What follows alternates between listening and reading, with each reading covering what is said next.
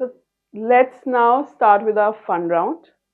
And here I would love you guys to be very much candid and open because I'm sure our viewers would love to see marketing minds responses to the questions I built around marketing. Yeah.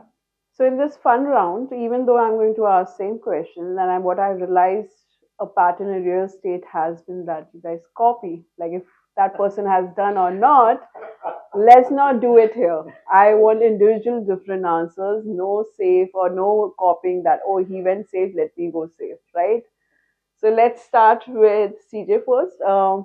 Can you share a behind the scene moment that was completely unplanned but turned out to be a memorable marketing win? I think right now the only broadsheet that exists in Mumbai has a new IP that they launched in Bombay. It's an on-ground event, and for the first time that they did it here in Bombay last year in 2023, uh, somehow that conversation happened between the broadsheet and us, and I got very excited about the opportunity because I knew we were stepping back into uber luxury marketing, and I went and tried to sell it to my boss, to my leader, and for some reason during that like 5-6 minute conversation, I got stumped. I mean, the salesman inside me kind of died. Like I had nothing more to say, and I was sitting there, like you're saying expletives in your head, like why can't I say the right things, right? And about maybe 30 seconds of silence, and my leader goes, "Let's do it." Cut to 2 weeks later, we finished the IP because it was a last minute decision, literally a last minute decision for main sponsorship, the works, whatever. We worked through day, night, 6 days, finished the event of 7 days. And thereafter, everybody who came across that IP, whether physically or through social media, were thrilled with the fact that we did it. And that was a win. A little bit of a fluke, but it was a win. I think so, mostly planned but not expected to do a win like that is what I remember most of them. Some of the very interesting, or one of the most interesting thing that we did during the COVID times was actually braved a launch. Yeah, it was our first project under the Purva land, whilst we had branded it under Provident itself, but first plotted development that we were launching. And the moment we started off with our advertising, the COVID hit, and we had to actually pull back the entire thing because it was a complete lockdown. So the entire thing went in saying that how do we take it to the market? Because at the end of the day, we have to do business and we have to show that there are still numbers happening. So we went to the management and we said we'll definitely go and launch it. So, but we were used to doing such large launches, right? And when customers have seen us doing such large launches and really turning around in terms of good product to them, and the expectations obviously as that much more higher. So we started working on completely executing everything on a virtual mode altogether. And we were just looking for one window where we could just go and execute. So much so that we started looking at every technology that can be possible to bring up a launch. Yeah. So the very first thing that we wanted to do was to showcase that, because wherever we have launched it, it has been in a huge hall with a whole lot of people witnessing it and then recognizing that such a good product, such a great price, and so we should go and buy that thing. But neither did we have that space available, nor that the situation would have permitted. So we created that entire experience on virtual in one studio like this, where we created a complete recording of the leader who would actually present the entire project launch, and that we made multiple copies in terms of doing backup after backup. In terms of when we take it to the launch, it will be available on YouTube as if there is a live YouTube channel which is showcasing this entire event live. Then we did one more platform that we created where it was live, as in anybody which was a separate platform altogether, where any live presentation is normally done. Plus, we had a Facebook link with the same video of live thing to be done. So we did backup after backup, and then we looked at the entire journey of where people are so used to signing off documents by themselves, by reading them in front, filling up the application form and all. And we were like, this is obviously not happening when we do virtually. So we then adapted the DocuSign, and these were all like trying to figure out new things, and we were just going by the gut that it should work for us. So those were the things which were uncertain, I would say, Right. but we planned for it.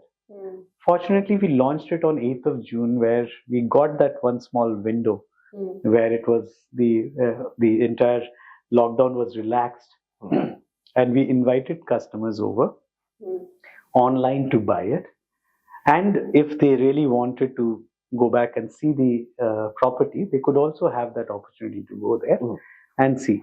The surprising part was that out of some 220 odd units that we brought into the market to sell, about 180 got sold online. Wow. So, Very nice, very nice. whilst it was such unexpected out of the whole thing, there was planning, but every piece of element was uncertain. And if you scroll back on my LinkedIn, you'll find that war room in our boardroom being set up by the entire marketing team. And the beauty was the most stable platform that we thought, which was built only to do that, crashed while the presentation was going on. But thankfully, we had the YouTube link up with the customers, that they were able to witness the whole thing and went and did the sale online. So that was a success with a lot more uncertainties in place. So, what's one piece of marketing jargon you wish you could ban forever, and why? I have it ready. Like in startups now, I've noticed everyone is hating the word moat because everyone is quoting that, right? Moat. So, what is that one marketing jargon? I'm sure you must be hearing a lot which you want to ban. Just one word. Hello. You're playing safe. This is supposed to be a fun round. That's why I'm already ready with it. You're just thinking, if I say this word, maybe my leader's using. Let me not use that word. It can be. All the people around me know I hate this word. That's why I'm ready with it. Okay. Because there are times when your own leader team uses that word a lot. I'm not saying marketing, but in every scenario I've seen that. There's not one word which irritates you, someone's using it in marketing always, like any word where you feel like this is it's just overused. not coming. I hardly use jargons. I'm a person of but not very you. simple. People I around understand, you, you must be using it. Okay, you think about it. Let me come to CJ. CPL. I abhor that word simply because it's taken out the quality of market. People have got so loving the fact that I can get a lead for 700 rupees, 800 rupees, 1,200, 1,500. It just, where is the quality in it? That's and people love quoting the fact that they have a lower CPL at the lead level. I said, how does that even matter as a marketing function in real estate? What matters is the quality of the person that visited your sales office, not the person who clicked 3 forms and sent it to you. No. And maybe someday we'll fix that problem, but CPL is it. Have you thought about a word? Okay, let me move to another question to you then. So, if you could use only one social media platform for real estate marketing, which would you choose and why? I think Instagram, hands down. I think that's a media that is really, everybody's living it today. And I think it has got enough and more things that it's innovating by itself. Right. The adaptation is there by across the ages. So I think it's just going to be something which will stay for long unless there's something else which comes and defeats it. What about you? What's a given? It'll have to be the same thing. Why? It's not necessary. People are talking meta. You can talk about meta also. Instagram meta, say bye. No, there is though one. It's a chat messenger for gamers. I know I can't remember it now. Okay, so there is this chat messenger. I know I have the app on my phone also. It's a chat messenger essentially meant for the gaming, lovers, the gamers, and I have a feeling that in the future, because of the multimedia options and the interactivity options between moderator to members of a community, a forum, and all of that stuff. I have a feeling that that particular app will be something for us to pay attention to in the near future. Okay. Why can't I remember the name now? It's in my phone. So tell me, have you ever had a marketing idea that sounded great on paper but didn't quite work out in practice? What was it and what did you learn from it? Oh, marketing idea that sounded good but didn't work out. There's been many, right? Yeah. I'm just trying to remember the most painful one or the least painful one. No, there have been a few. I think this goes back about 10 years ago. I was at a firm and we had a project in Mulund. Now, the idea is actually the grain of it is actually very simple. What I wanted to do is, because of a recent bout of problems with current customers at that product, I wanted to pitch the product in a different concept. We give it a kind of a rebranding and stuff like that. So what I did with that product, because we hadn't marketed it for about 8 months, so I said the gap was enough to try and give it a new story and come back into the market with a new story, and maybe we can attract a newer set of customers that way. Appeal to a different community of people or whatever it is. Unfortunately, and the management liked the idea. But I think from a copy perspective, in terms of the tonality I used, I reached too far. I made the project, or the tonality was too intellectual. So what happened in that was I lost contact with the actual customer. I didn't even get the upper echelon. Like, if you say upper middle class or whatever, I didn't even get the upper echelon of the community that I was aiming for. I just completely overshot them, and it sounded great on paper. A lot of people liked the idea, but I think the tonality overshot it. What about you? So I would draw back to my first campaign actually when I joined Purvankara and the real estate per se, and it was my first campaign.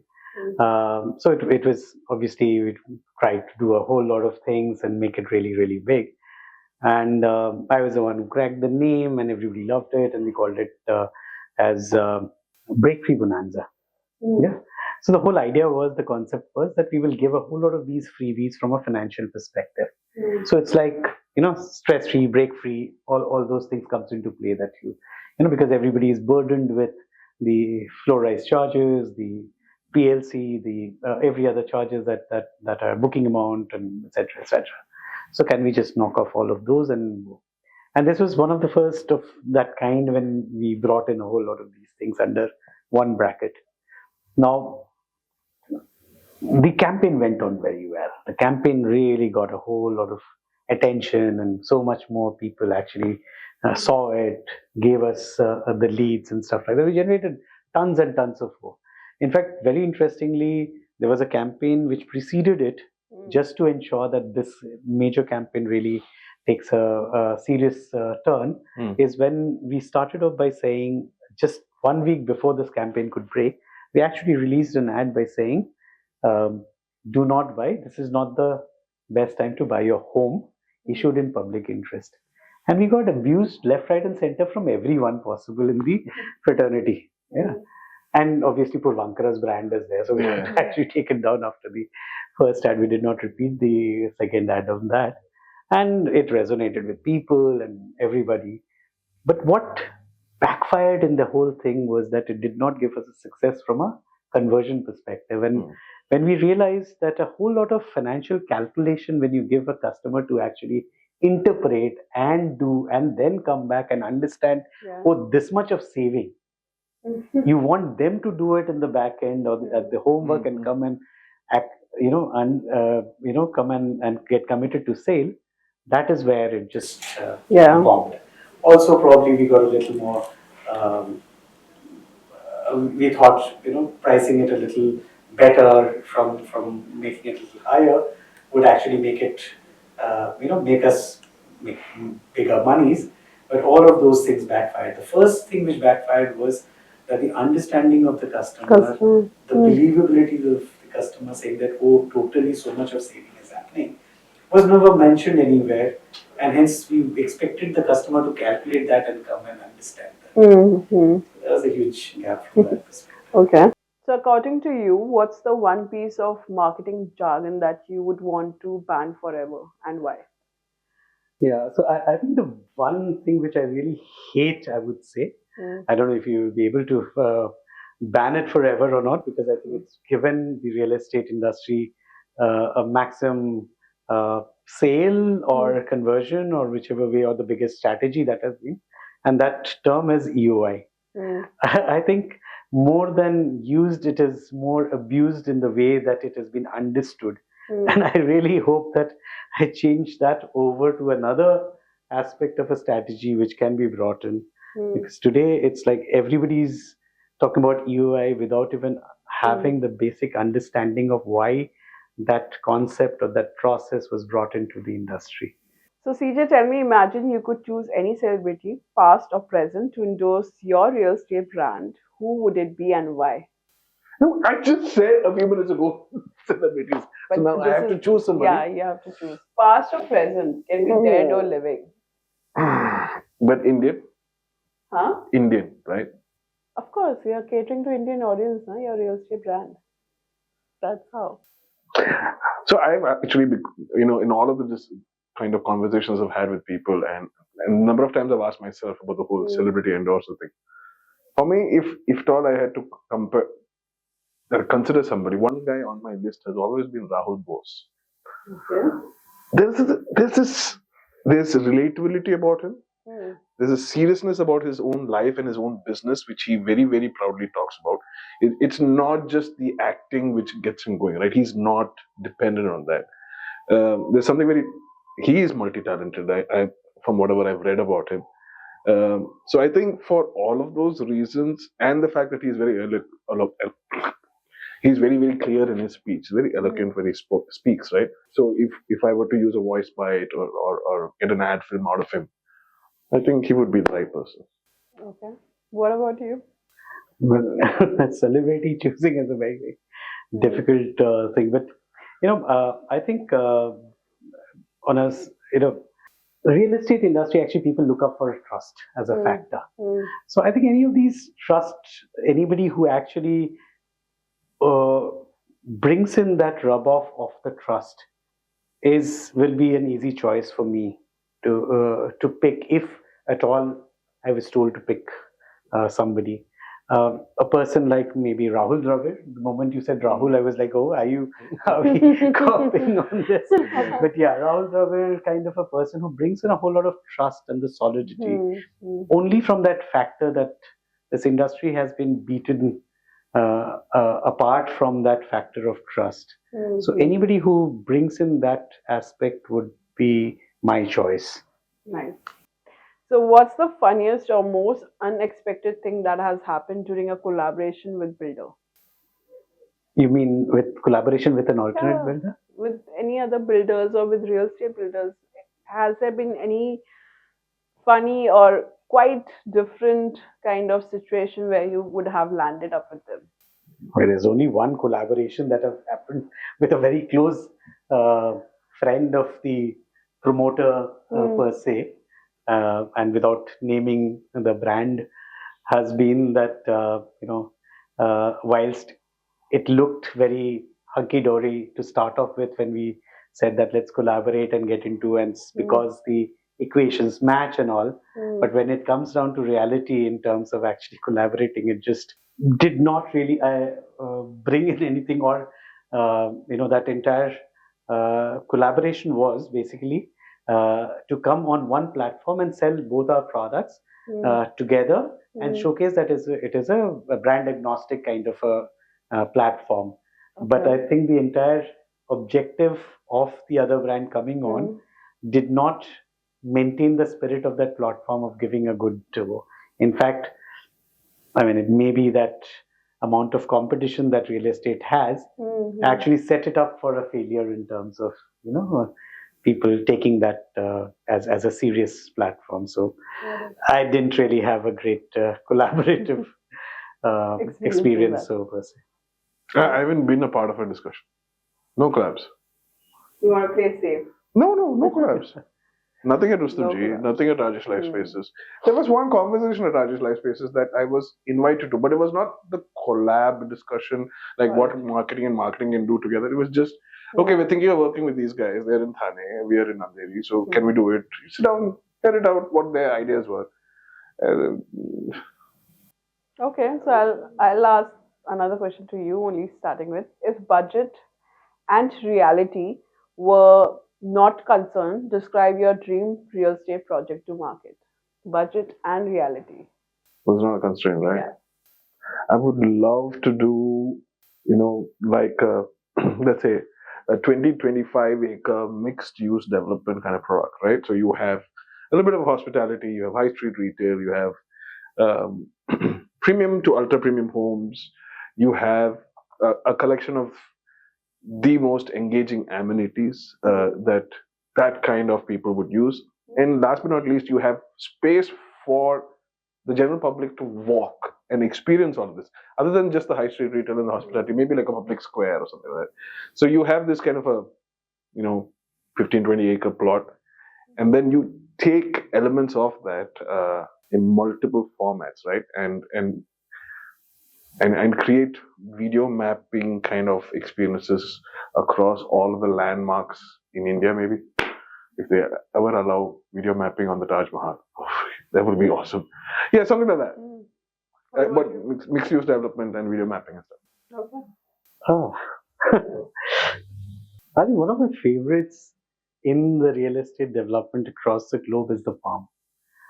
I just think that a whole lot of such uh, projects just brings up the beauty of both, and if there can be a good mix, a better mix of a nature and the luxury being put together, and there is a whole lot of possibility on that perspective. I just think I'll just replicate a whole lot more and provide, but obviously, that's the Okay. in mind.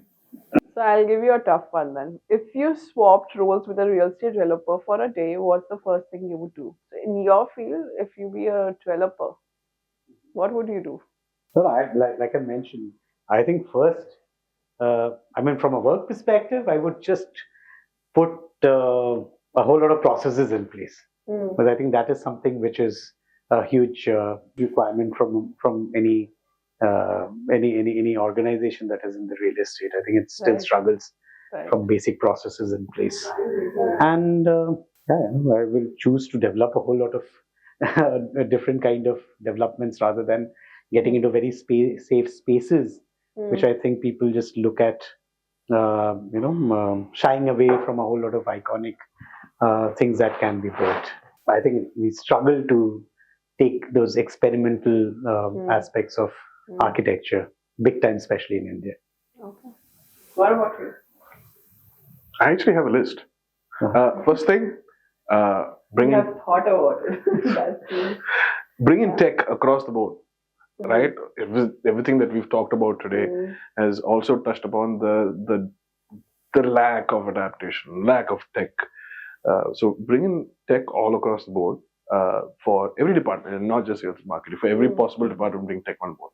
Second, make sure that upskilling remains a permanent agenda for the company, both in-house and outsourced. Okay. Last but not least, pay standardization. Okay. Zip. So lastly, I want to know before we wrap this up, because a lot of youngsters have shown interest in joining real estate industry now. So for them, I want to ask from you guys, can you share a significant lesson you have learned in your career in real estate marketing that could benefit upcoming marketeers in the field? Let's start with you. Wow. So for younger professionals, and as much as I've interacted with them, I observe them through social media, etc., etc. And the first thing that I would tell them is, don't look at real estate for short-term gains, right? Like we tell our consumers, don't look at real estate for short-term gains. Don't look at a career in real estate for short-term gains. It may not always pan out. Look at it from a 5-year window to longer window. from an industry specific. And I would also encourage you to try and spend as much time in a healthy environment within the real estate fraternities, so that you get to understand as much as you can understand, at least within a healthy cultural ecosystem, etc., etc. Second, I think to encourage them is that don't shy away from sharing ideas. There is no wrong idea. There might be a bad idea, maybe sometimes, but there is no wrong idea, right? Share your ideas. It may not get always implemented, but because you're kind of ahead of the time as compared to the rest of the team, because you're probably the youngest member of the team, there's something a little bit more futuristic about you. That's the expectation of you. So even if your immediate leader or your leader's leader may not implement every idea you have, document it, share it, discuss it. It's important, because what you have to share may not be implementable today, but it become very, very important few months down the line.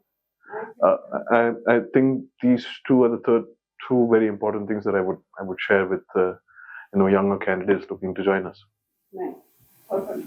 Yeah, I think first of all, I think real estate is a great industry to be in from a marketer perspective. I think it gives a whole lot of opportunities to really understand consumers and that marketing. It just gives so much of flexibility in doing a whole lot of things in marketing as an industry per se. So first is to encourage, I think, a lot more talent to come into the industry, because I think the industry per se has a huge shortage of good talent from a marketing perspective. So good brains should come in. If you look at real estate per se, it has grown from these minds itself, where newer things have been experimented and people have been extremely open in accepting and taking those into the market and implementing. I haven't seen too many industries who really gave that kind of an openness, even from the beginning of the career itself. Now, the other advice that I would like to give the youngsters who are coming in, which may be from any marketing professional, I would say, and more so in real estate, is it's very important to dirty one's hands. What I today see is that people limit themselves in terms of how much they just want to contribute to, and stop at that. Do not stretch in understanding or talking to the consumers. Customers are something which gives so much of insight to build one's own skill set and implement a whole lot of ideas and bring up, especially from a marketing perspective.